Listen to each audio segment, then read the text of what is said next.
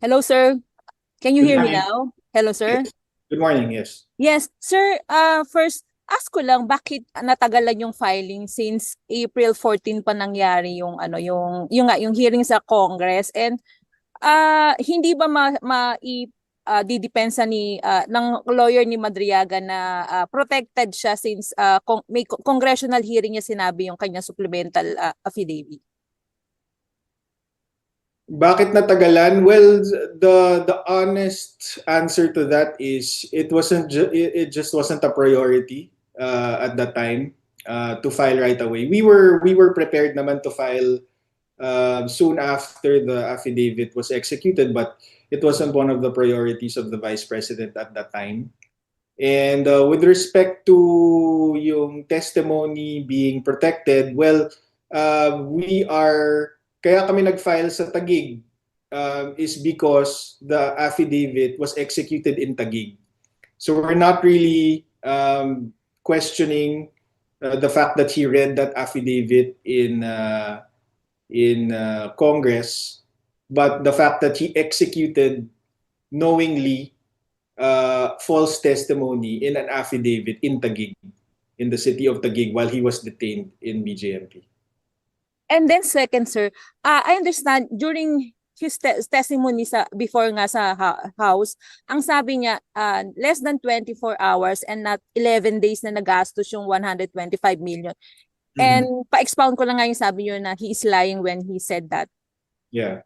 Well, yun nga, yung pinakita ko kanina is, well, na-establish na namin sa first perjury complaint na, first of all, wala siyang kinalaman, wala silang personal or professional na ugnayan, na relationship ni VP Sara to be even in the position to be involved in the disbursement of confidential funds, for example. Napatunayan na natin na beyond yung campaign pictures na maraming taga-suporta naman ni VP Sara ang meron, wala siyang mapatunayang iba.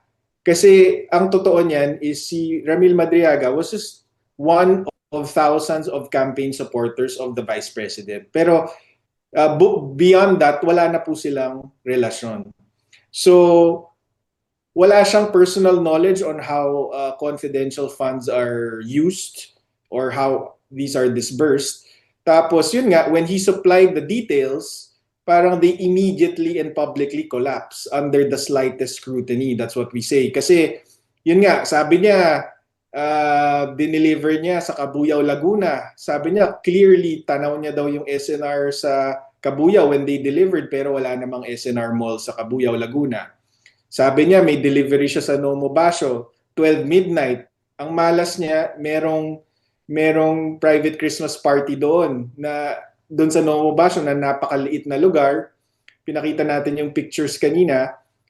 Imposible na may ibang makakapasok doon na hindi nila kilala at mapapansin nila. And we have testimonies from 2 of the people present, but they can be corroborated by 40 other testimonies. So, imposible talaga yung sinasabi niya. And third, yun nga, yung delivery to the ombudsman, that's highly improbable also, if not impossible, because ito ngang si Attorney Ryan Kilala, yung intended recipient, hindi naman po nagtatrabaho sa ombudsman building for that entire month of December 2022. At yun nga, sabi ko, matalik na magkaibigan si Madriaga at si Attorney Ryan Kilala. So actually, kung gusto niyang hatiran ng pera, they can do it discreetly sa bahay niya or pwede siyang makipag-meet up kay Attorney Ryan Kilala to a more private place. So talagang improbable itong sinasabi ni Madriaga. That's all, sir. Thank you. Okay, next, Marisol Abdurman, GMA News. Sola? Marisol? Yes. Rai, can you hear me? Hi, Jace? Attorney? Yes. Yes, Go ahead. Attorney, clarification lang. Yung last time na na-interview namin kay dati sa Taguig RTC, hindi po ba't itong mga pinipresente nyo ngayon attached to the second complaint po against Madriaga? Ito po yung sinama nyo na po doon sa inyong reply affidavit?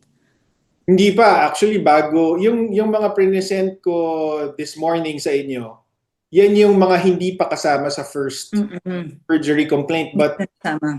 for all the other evidence in the first perjury complaint, we reused them for this second perjury complaint. So yung mga highlight ko sa inyo kanina, in addition lang yun to the first perjury complaint. Kaya umabot ng halos 1,000 pages itong second perjury complaint. Ganon kadami. Alright. Ebidensya namin, Attorney- 12 affidavits of corroborating witness in total. Itong second, sir. Attorney, tama po ba? 12 itong second complaint niyo po? 12 is the total of the witnesses from the first and the second, which we all used dito sa second perjury complaint. Yung bagong affidavits dito sa second perjury complaint, 5. Kasama na affidavit ko because I was the one who purchased a manager's check from Land Bank para makita namin kung ano ba talaga yung itsura ng authentic na Land Bank manager's check. Alright. Attorney, why is there a need for you to have a second complaint against Madriaga if you think that the first complaint you filed was already airtight to prove that indeed he is lying? Well, unang-una, we believe it's perjurious. So talagang kailangan panagutin si Ramil Madriaga para dito. Nabanggit ko na rin na actually the supplemental affidavit proves that the first perjury is perjured. Tapos, yun, kaya din kami, the reason why we exerted all this effort to file the second complaint is because we want to show the people also na ganitong klaseng testigo ang balak gamitin ng prosecution laban kay VP Sara. Malicious, baseless, and desperate witness.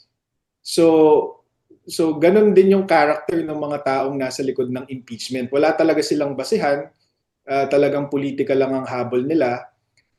And third, we went through all this effort to put pressure also on the Department of Justice kasi alam naman natin na of course kontrolado sila ng Malacanang.